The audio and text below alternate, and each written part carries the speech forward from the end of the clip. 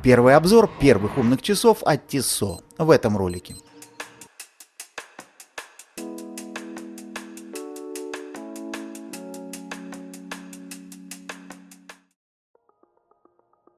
Вчера появились анонсы модели Tissot T-Touch Connect Solar. Это одна из самых ожидаемых новинок года. Поделюсь той информацией, которая у меня есть. Почему я так оговорился? Потому что пока очень много про эту модель непонятно. Информации крайне мало. Вышел краткий анонс, вышел ролик, но часов пока никто не видел, а сама компания карантинит. То есть никакую информацию вовне не выдает. Однако хорошо быть журналистом, иметь коллег в швейцарских журналах и знакомых в офисе Tissot. Сумел узнать хоть что-то. Это что-то и представлю на ваш суд. Начну с того, когда часы будут доступны в России, поговорим про функции, про концепцию часов и на закуску про цену. А доступны часы будут только зимой, к декабрю. Летом они появятся в продаже в Швейцарии, затем в Штатах на основных рынках и затем пойдут по миру.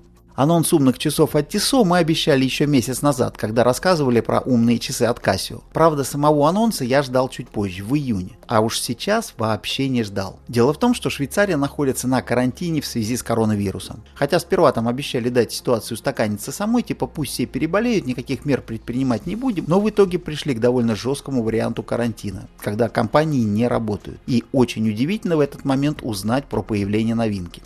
Ну давайте поговорим про часы. Чего в часах нет? В часах нет анализатора коронавируса. И термометра тоже нет. Шучу, конечно, этого нет ни в одних часах. Хотя сейчас, конечно, не совсем до шуток. А если серьезно, то по функциональности в этих часах нет почти ничего общего с изделиями на Google VR, типа Tag Heuer, про который рассказывал в пятницу 13-го. Но я не считаю, что это плохо. Скорее наоборот. Почему? Потому что это совершенно другая категория устройств. И именно эта категория мне кажется самой перспективной. В ролике про Casio я сравнивал японские новинки с фитнес-браслетами, часами на VR-OS и так далее. Давайте сегодня начнем тоже с концепции. В таблице я собрал 5 категорий подключаемых устройств. У нас выходили обзоры про множество их представителей. Это фитнес-браслеты, часы с собственной операционной системой, часы с дополнительными функциями, гибридные часы, то есть стрелочные, имеющие определенный подключаемый функционал, и специальные устройства, как правило, спортивные. Про многие из них у нас уже выходили ролики. Давайте посмотрим на плюсы и минусы каждой из категорий.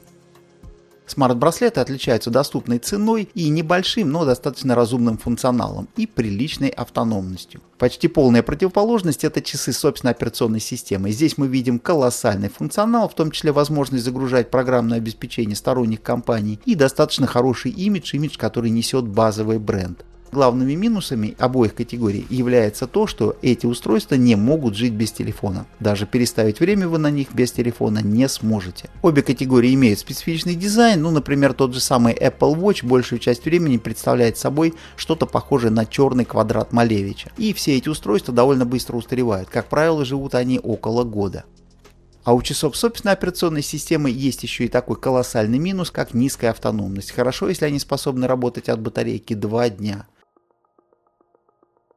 Немножко на другом конце находятся специальные устройства, ориентированные прежде всего на спорт. Многие из них обладают достаточно приличной автономностью и хорошей функциональностью. Из минусов можно назвать сложность в использовании, они ориентированы на конкретную группу пользователей. Как правило, эти модели также зависимы от телефона и также имеют ограниченный срок службы. Еще один серьезный минус – это имидж. Не на каждую встречу вы придете в спортивных штанах, и точно так же далеко не везде будут уместны спортивные часы. Все-таки это вторые часы, которым по-любому нужны первые. За редким исключением типа Garmin Mark. И посерединке у нас еще 2 категории. Какие плюсы у них? Прежде всего, это высокая автономность. Большинство производителей заявляет о возможности работать от батарейки до 2 лет и долгий срок службы. Эти изделия способны прослужить вам не год, как часы с собственной операционной системой, а намного дольше. Естественно, за автономность приходится чем-то расплачиваться. Прежде всего, это ограниченный функционал. Однако взамен вы получаете абсолютную независимость от телефона и, как правило, все-таки эти устройства имеют вполне достаточный набор каких-то разумных функций. А в случае с гибридными стрелочными часами мы с вами имеем еще и дизайн обычных часов, то есть имидж вполне нормальных обычных часов. И вот с этой колокольни мы разберем новинку от Tissot. Кстати, в своих выпусках я регулярно делаю подобные таблички, выкладки, но не знаю, интересны ли они вам или лучше просто показывать часы. Напишите, пожалуйста.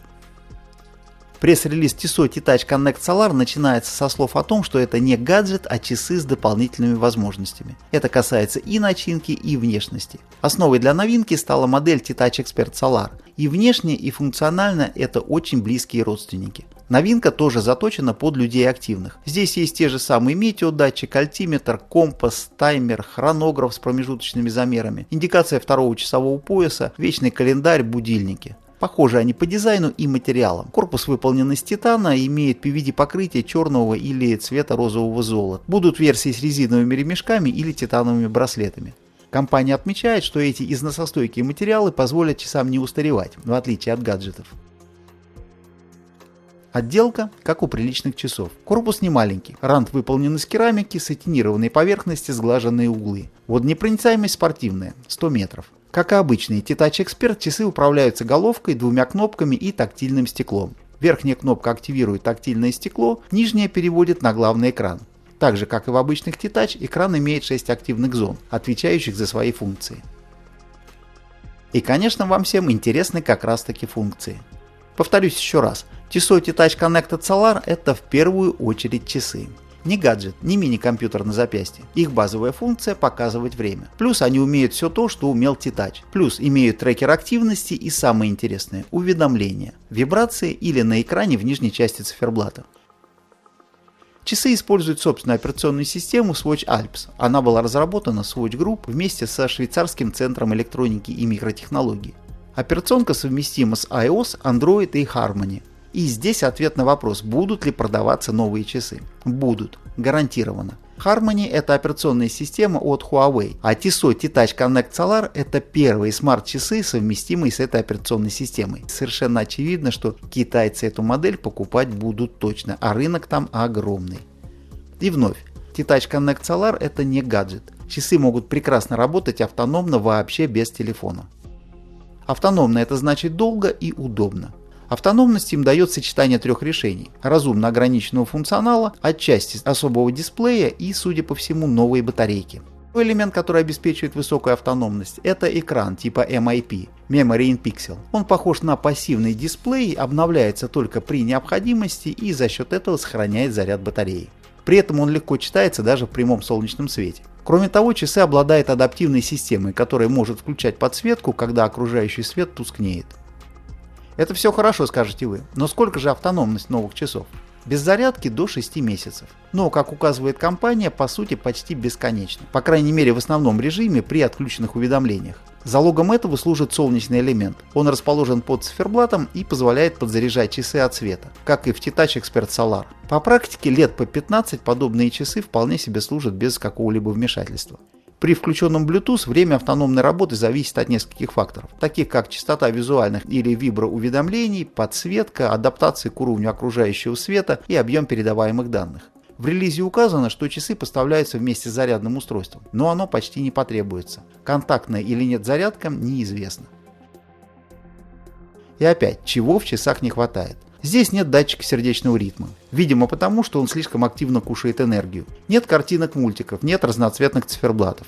Нет здесь стороннего программного обеспечения. И ничего не известно про управление музыкой. А вот с GPS ситуация неоднозначная. Это одна из самых энергоемких функций, и нужна она далеко не всем. В Tissot не стали встраивать отдельный GPS-датчик в часы. Говорят, что модель будет иметь две версии: попроще без навигации и подороже, с навигацией на базе GPS-датчика телефона. Если я правильно понял по отрывочной информации, в базовой версии трекер активности работает на основе акселерометра и компаса. Можно ввести физические параметры владельца, и часы будут считать калории, шаги, расстояние, ну и так далее. Более крутая версия сможет получать данные с GPS-приемника телефона. В пресс-релизе указано, что софт часов может быть обновлен через телефон. Обновления откроют новые возможности. Какие, пока не знаю.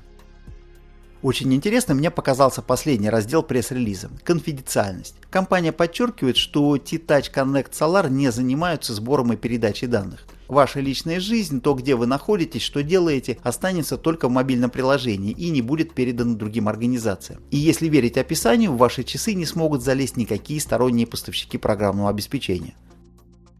Насколько понимаю, это тоже заточено под китайцев, которых правительство отслеживает везде и всюду. Вот только не знаю, допустят ли китайские власти подобную продукцию к себе на рынок. В большинстве стран любое Bluetooth устройство должно пройти сертификацию в местном филиале ЦРУ ФСБ. Итого, какое место займет новинка, в каких случаях ее стоит покупать? Если вам реально нужны серьезные спортивные функции, вам, конечно, Garmin или Casio. Там с функциями чуть беднее, зато вдвое дешевле, круче автономность, а защищенность G-Shock вообще вне конкуренции. Ну и внешность отпадная. Если нужно не то чтобы что-то конкретное, а все, и вы готовы каждый день заряжать ваши часы, это к Apple или к изделиям на Google VR, типа Tag Heuer или Montblanc. А если нужны беспроблемные часы, с которыми можно прийти на серьезную встречу, с расширенными функциями в виде компаса, альтиметра, анализом активности, уведомлениями и без необходимости помнить про зарядку, то альтернативы Tissot Touch Connect Solar пока нет. Кстати, многие найдут в этой модели еще один плюс – швейцарское происхождение. Я не думаю, что это критично, но умные часы с Google Wear от Tag Heuer и Montblanc надписью Swissmade похвастать не могут. И последнее по списку, но первое по значимости – цены. Как уже сказал, Tissot Touch Connect Solar поступит в Россию примерно в декабре, ожидаемая цена от 1000 франков. Это дороже Apple или Samsung, не говоря про Xiaomi. С другой стороны, это ровно столько же, сколько сегодня стоит T-Touch Expert Solar, без умных функций. И ровно посередине между Tag Heuer Connect 3 версией и умным G-Shock. Немножко дешевле Montblanc Summit и по сути вровень с Garmin Fenix 6 Solar. Против Montblanc и Tag Heuer у Tissot вечная автономность. Против Garmin и Casio швейцарское происхождение. Напишите ваше мнение про новинку, а мы подходим к финалу. Месяц назад в ролике про умный G-Shock я обещал 4 новинки умных часов в этом году. Tag Heuer, Tissot, Garmin и Festina. Это обещание я наполовину выполнил. Про 2 модели уже рассказал. Причем постарался это сделать для вас первых, в день появления. Если хотите первыми узнавать про остальные новинки, подписывайтесь на канал и жмите на колокольчик. И, конечно же, оставляйте ваши вопросы и комментарии. До новых встреч!